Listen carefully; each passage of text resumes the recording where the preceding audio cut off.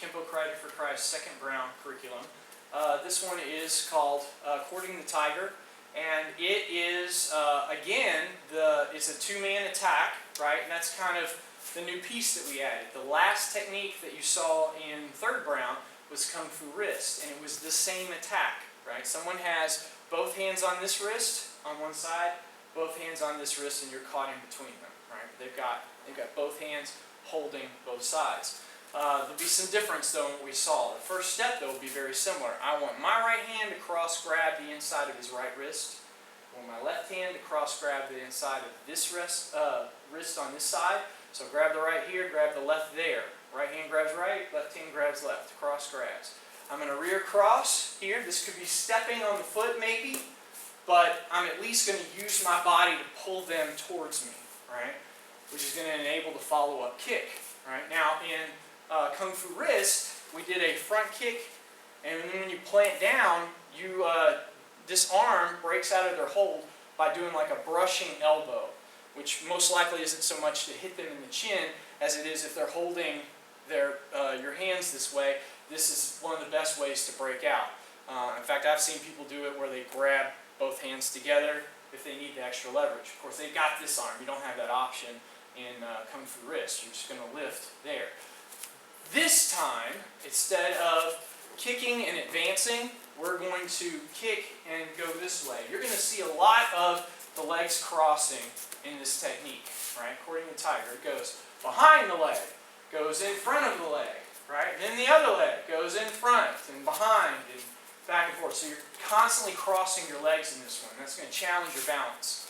So the first one we rear cross is we pull, and instead of a front kick, I'm going to do a snapping side kick to his knee, right? Kick him in the knee, front knee, longest range weapon, my side kick, to the closest target, which is his knee. So I pull, boom, side kick and front cross, right? So don't plant down. Cross plant to the front. Now on the other side, I'm going to do similar, but first I raise my knee up, right? Now I've moved real close to this guy. As I raise my knee up, this is actually buckling and attacking his right leg.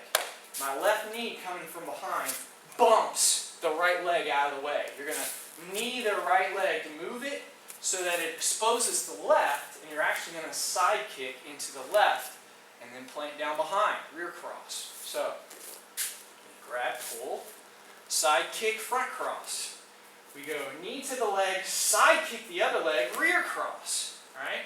So at this point, hopefully we've freed our arm in this process. Pull, side kick, I can pull it out there, I bump, side kick here, and as I rear cross heading into this guy, I'm going to back fist to the temple, followed by a side kick that's like a back kick. Right? Think of it like doing a back kick where you turn your foot out to the side. And that's called, we call that a canted side kick. Right? It's essentially a back kick. Back kick, because my knee stays below my foot, and I can kick up at an angle. But you turn your foot sideways like a side kick, so I have to turn my foot out this way, so that my foot, as it rides up, can fit into a small space. And that way, whatever's happened after that back fist and you raise his arm up, you can fit into this small pocket a lot better with, instead of your foot, toes facing down, faces sideways. That side foot can fit into that space better and come up at an angle, right? So, new kick.